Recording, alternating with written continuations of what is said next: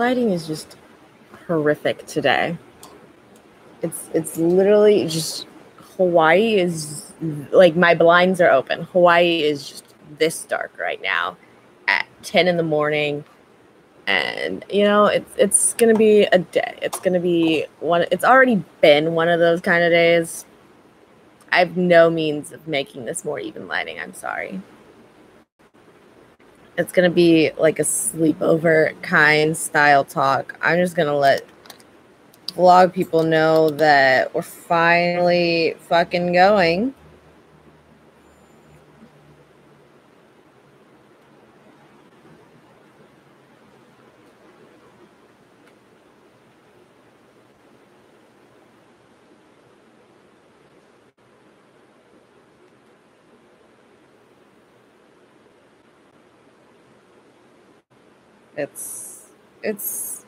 It took me almost the duration of the stream just to get the stream to start working. It's one of those kinds of days. Woo! God, it's so dark outside. I just don't know what. It's fine. It's fine. It's fine. Put her down. Now it just looks this way. The lighting is like kind of spooky. It looks weird because it's coming from underneath me. Oh, technical difficulties galore today, bruh. Am I right? I think this is just what we're gonna do. Does this look fine? We're gonna turn the seat. I have to deal with two of me. We're gonna say this looks fine. I also have a cellular device to ensure audio. Audio's working. It looks fine enough. It looks fine enough. Oh God, my mouse is doing things. Okay. The Code of Silence. I have words for this book. I have so many words for this book. Description-wise, so we have these three characters. We have three characters. Cooper, Hero, and Gordy. I don't know if the name is supposed to be pronounced Jordy, but like Lizzie McGuire has taught me that it is Gordy. And that's literally, looking at that name, that's the only way I can understand it to be. It's Gordy. God, it's raining so hard. It's a rough day. Glad you don't have to go to work today. Woo! But, so we have Cooper, Hero, and Gordy. We start off the book. They're hanging out, playing some video games at a local hot dog shop.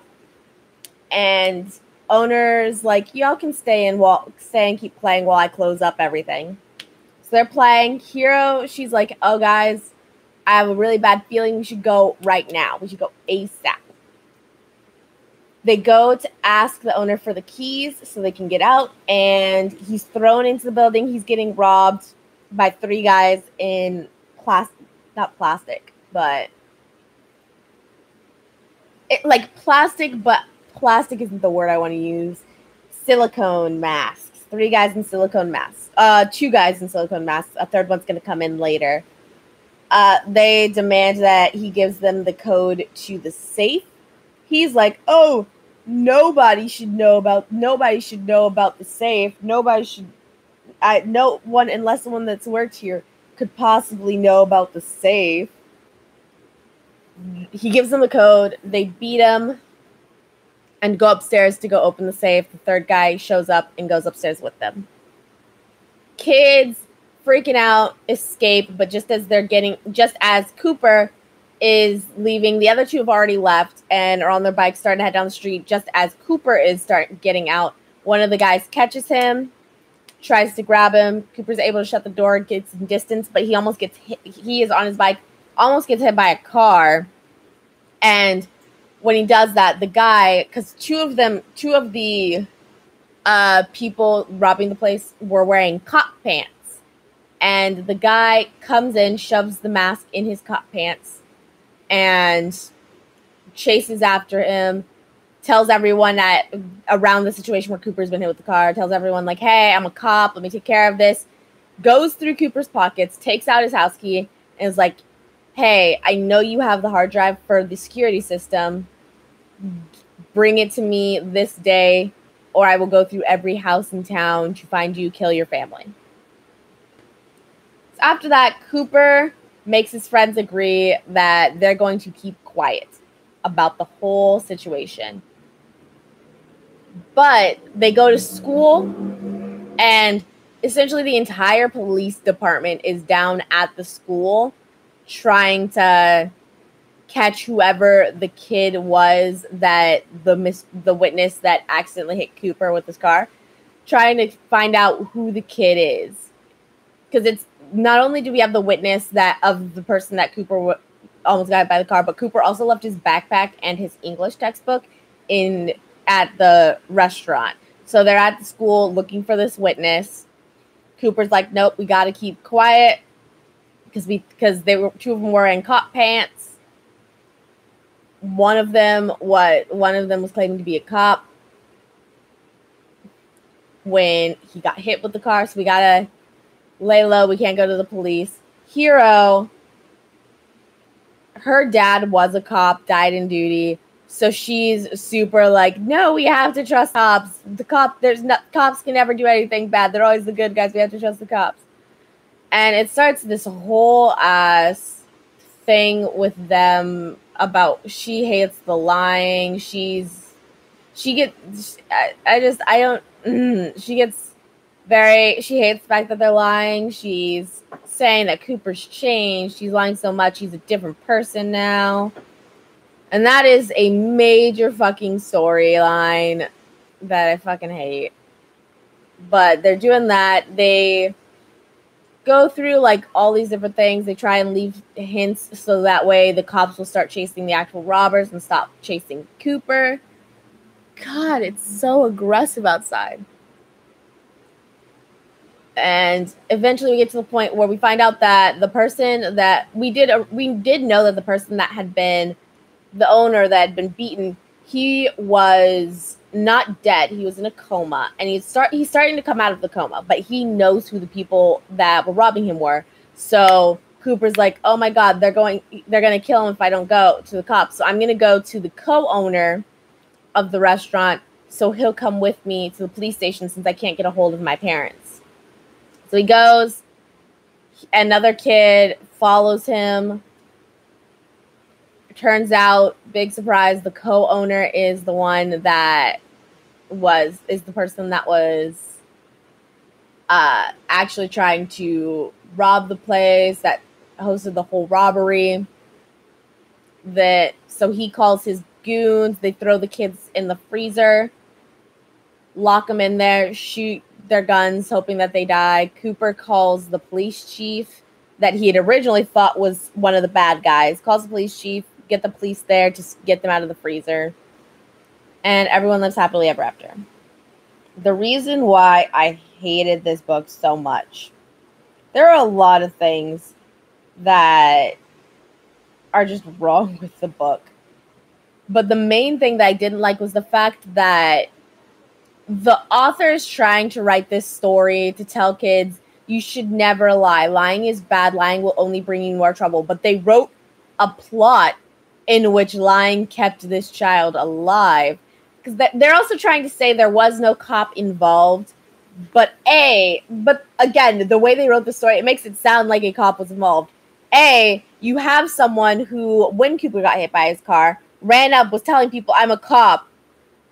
He wasn't in full uniform. He said the guy was just wearing, as far as I know, that he was either in like a full fucking uniform, showing a fake badge, or he was showing people a real badge. Either way, he looked like a full cop. He was just like a full cop. So there was no reason why he should have trusted them. Second of all, there was another person, the one that Cooper had been accusing there was another cop, the other cop pants person. We never saw him. Like, even in the end, when they bring the goons back to try and kill Cooper, he's still wearing his synthetic mask. So I think it's very sketchy that there's this other character that we have that's known for being in his other cop pants. He's the one that had Cooper's key, I believe. And we still do not see his face at all. We're just told in the end, oh yeah, he had a mask in his pocket, so we threw him in the cop car. That's either, I feel, poor writing or very sketchy to be so aloof with the identity of this other person that has been accused of being a cop. A dirty cop. But yeah, so the author has written this situation in which lying is very understandable, very realistic, and kept them alive. He went to go tell the truth, and he wanted people there with him to tell the truth, and that nearly got him killed. But they're trying to use it as this whole, you should never tell a lie. And so I constantly was at a point where, because it's such a big storyline, him and his fight with Hero over the lying. It's such a big story aspect. Oh God, the quality of the video is just demolished because of this goddamn rain.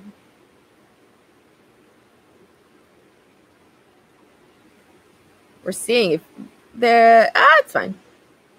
But like, it's a big thing that he and Hero are constantly fighting about the lying and stuff. And because it's so stupid for them to be upset about the lying, I would constantly find myself like, God, okay, but the story's almost over, so I shouldn't have to deal with this anymore. What? I'm at 40% of the way through? And I just constantly was feeling that all the way through this goddamn book. And like, okay, here we go.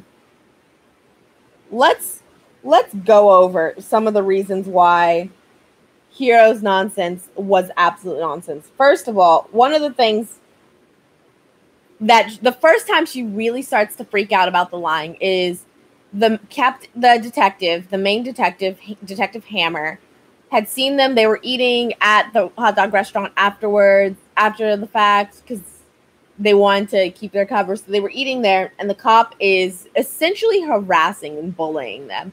And Hero tells him, like, hey, do you want us to get our parents so you can actually have a question, so you can actually question and interrogate us, or are you going to leave us alone? And then afterwards, she's like, oh my God, I talked back to a cop. How dare I? Which, at worst, like, I just don't understand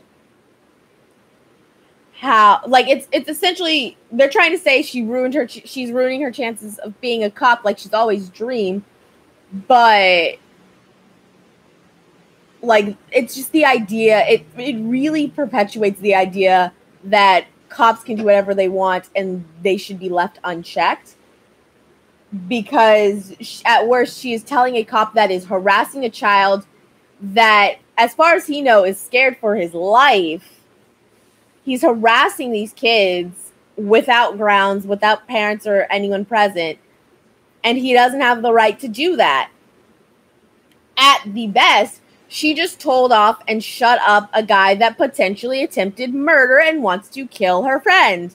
So I don't understand, like, it's again, this ignorant thinking of cops should be left unchecked, that cops can do whatever they want, they should be left unchecked, that is perpetuated in this scene. That's fucking annoying. But going on to, like, her main complaints about the secret keeping, she says that she's always saying that Cooper is doing this selfishly. He's lying just to protect himself. But from what the story has told us, the robbers do not know his friends were there. They do not know that his friends exist. They just know that one boy was there. And they threatened to go to his house, kill his family, and then kill him. They would have no reason to hurt his friends, because that would just make it more suspicious. That would bring a lot more attention to them if they killed 3 whole ass families. But So no, by lying and not going to the police, no one knows that there were 3 of them there. No, and especially because the police were literally, the entire police department was at this school trying to hunt down whatever kid was there. So they're behaving as if they think the child was a part of it, as if they thought the child was a criminal. So I wouldn't have really felt comfortable going to the police in that situation. And I doubt that they would 100% believe what you say and then give you the protection, whatever protection you needed, if the cops are not bad guys. Which, again, I'm not fully convinced that the cops were clean because of how sketchy the writer made this one bad guy in not allowing us to see any identification about him. But she keeps going on about how Cooper's being selfish by not telling the truth and that he's just trying to protect himself. But again, by doing this, he is literally the only one of them that is put in danger. It's so frustrating. It's so frustrating. And then Hiro goes on to have a conversation with her cop brother, who's like, yeah, dirty cops, that's a thing. If I were this hypothetical friend that was the witness, then I would stay quiet until I knew who I could trust. And yet, so he reaffirms the reality of, yes, it is Cooper should be careful. But then she goes on to bitch and moan just as much about the lying the whole time. And then the book goes on to try and treat her as if she had been in the right all along. But in reality, that was just stupid. In reality, that was just not the best way to do things. The writer just manipulated the story to make it seem as if had they gone to the police from the beginning, they would have been right. But everything that they did with the story, the way they told the story the entire way through, makes that inaccurate, makes that false. The writer tells us that if you had gone to the cops from the beginning, you would have been safe. You would have been better off. Lying may put you in the worst position. But they told a story and that tells the contrary. God.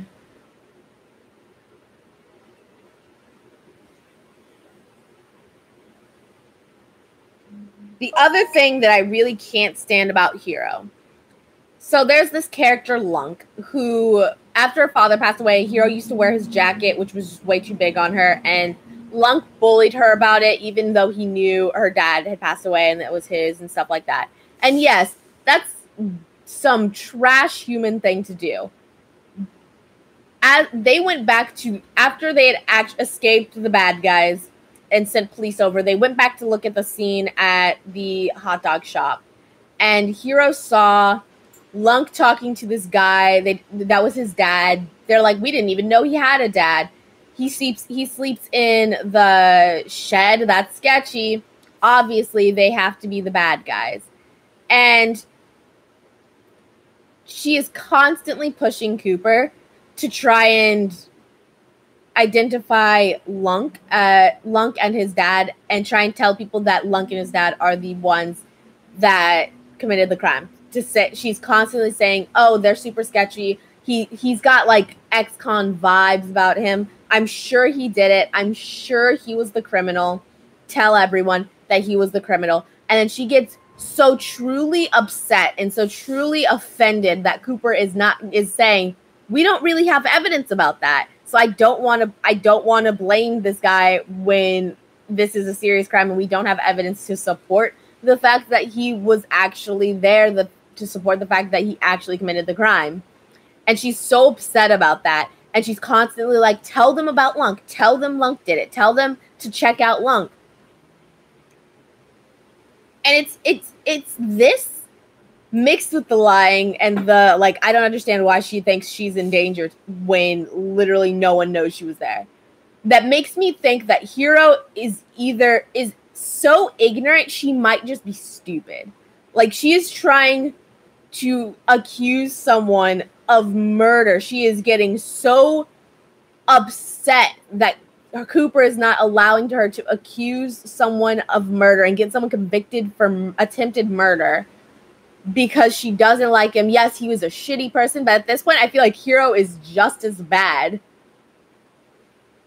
Because it is every time we see them trying to like interact with the police to try and get them on the tracks of the robber, she's like, mention Lunk. And then she gets Gordy, who's essentially in the middle of this whole thing, to be like, well, maybe you should mention Lunk. No. You have no evidence other than the fact that he was your school bully, and he and his dad were at the same place you guys were after the fact.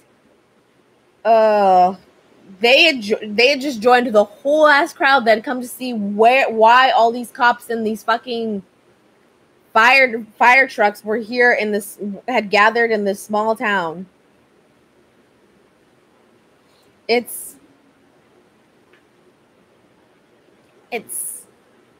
so the character of Hiro, if you had essentially taken out 90% of the things Hiro complains about and is saying in the book, it would have been so good, because the writer is really good at like actually bringing us into the feeling of anxiety and panic and stress that Cooper is feeling, because he doesn't know who to trust and he doesn't feel safe, and someone has threatened the lives of him and his family.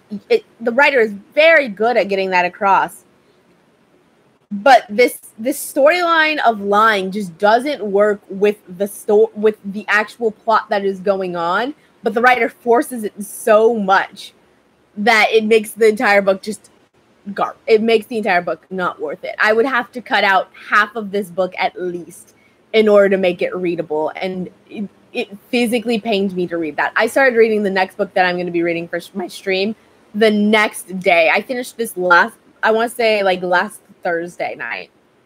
I started reading the next book I'm doing for a stream that next day, because I felt like I needed to cleanse myself of the ignorance that this book reeked of.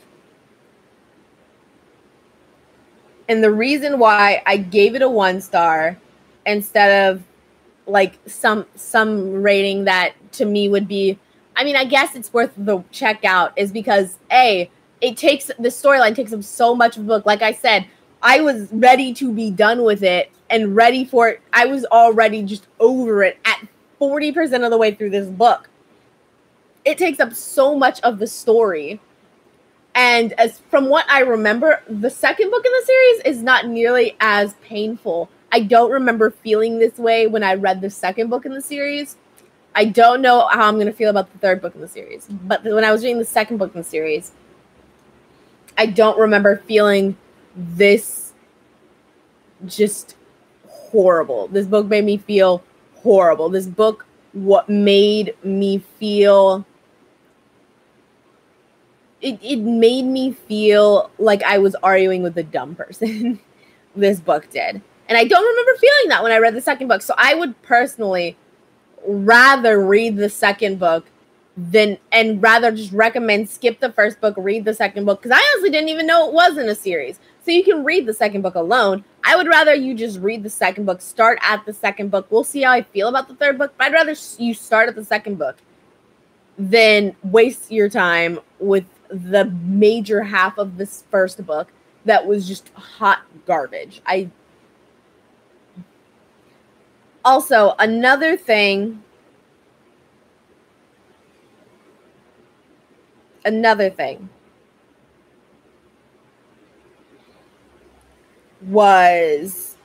I found really stupid and like told me this book was written by someone who's never worked in a restaurant is that, or maybe has worked in one restaurant before. It's common knowledge. If you've ever worked in a restaurant, all restaurants have a safe. It's granted, this guy's safe was like because he didn't trust banks, so he put, I guess, all of his money in there. Which, whatever. Like, if it, I don't know why we put like all. There's a lot to that doesn't make sense. Like how much money is really in there. You know, he has to pay taxes on some of that. Most of the rest of that's going back into the store.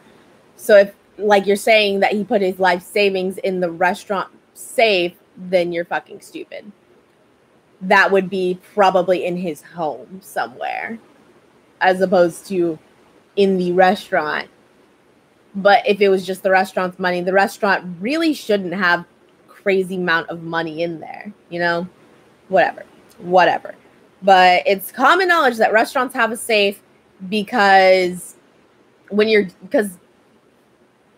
the registers need to be full. For the most part, most restaurants I've ever worked at, I worked at 3 restaurants, have like, you have to have this much money at the beginning of the day, and we want like this many these types of bills to help when you need, so you have the money you need, the cash you need in order to give change. And the reason for having like a set amount, this is how much you need in the register at the beginning of the day, is ideally so you can see how much profit you've made after the registers have been counted. And that helps to keep track of that, which again, he would need to do for tax reasons.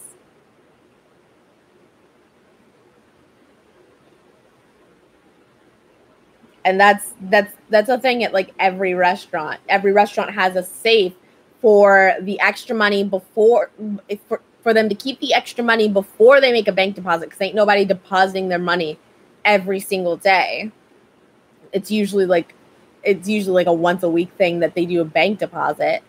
So they have a safe to keep that money in, and as well they have extra money, extra cash to help balance out the registers, throughout the week. So they're trying to make it seem, the way they wrote it made it seem like, oh my God, whoever could, like a restaurant, there's a safe in this restaurant, whoever would have known. That's so random. But literally, if anyone had ever worked at a restaurant, that's normal. That's a thing. Like, if we're being honest, I worked at a chain restaurant, like a big company chain restaurant. And from day one, I had access to the safe because I was supposed to count out my own register. I was supposed to balance my own register and make my own cash deposits. So I had access to the safe so I could balance my register from day one. And that was my first job. So